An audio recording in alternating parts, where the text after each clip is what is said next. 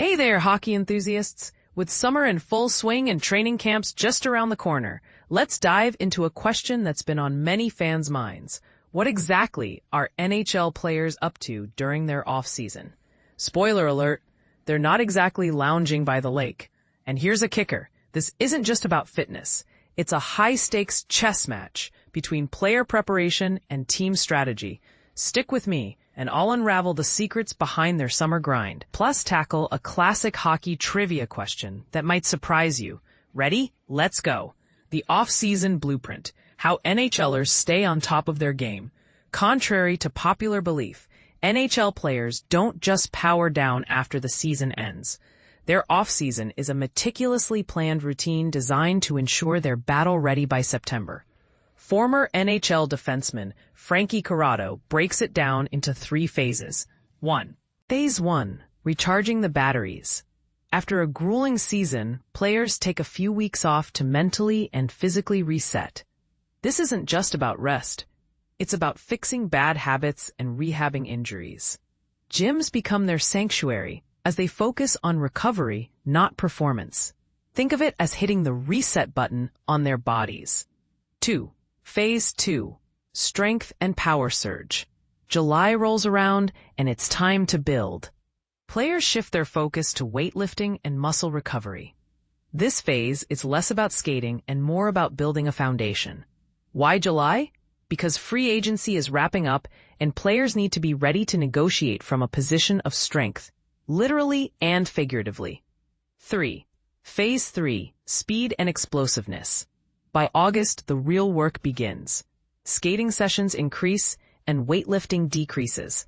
Players are on the ice at least 4 times a week, fine-tuning their skills and endurance.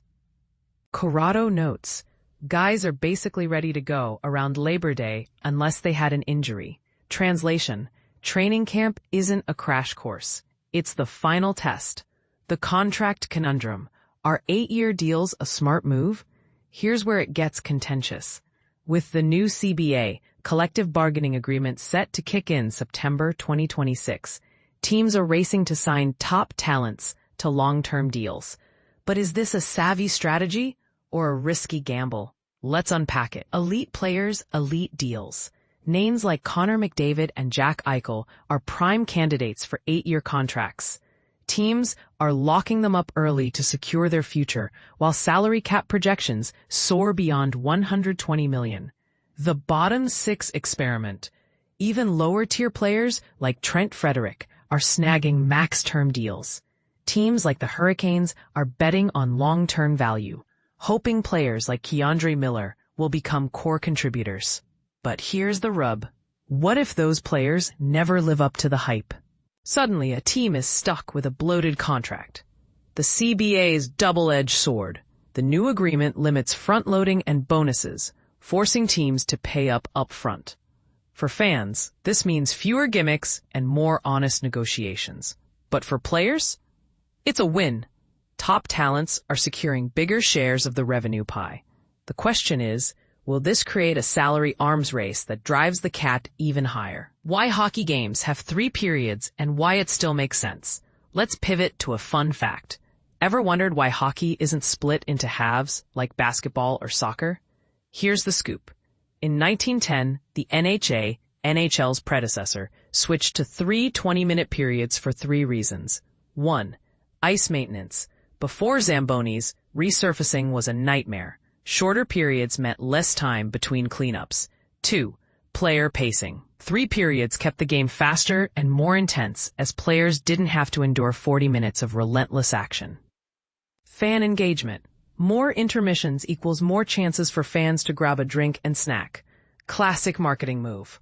Fast forward 115 years, and these reasons still hold. NHL ice is a war zone by the end of a period, and fans? They've grown addicted to the rhythm of 3 breaks. But here's a thought-provoking twist. What if the game evolved to 4 periods with shorter durations? Would that change the pace? Sound off in the comments. I want to hear your take. Your turn. Who's rising and falling in 2025-26? Before we wrap up, I need your expertise. Take our quick survey to predict which teams will dominate and which will flounder next season. Your insights could shape the next edition of Red Light. And remember, the best debates are the ones we can't agree on. So don't hold back. Voice your opinion, even if it's a little controversial. Thanks for reading, and keep those questions coming. Until next time, stay sharp and keep the puck moving. Photo of Devon Taves, Raymond Carlin III, Imagnin Images.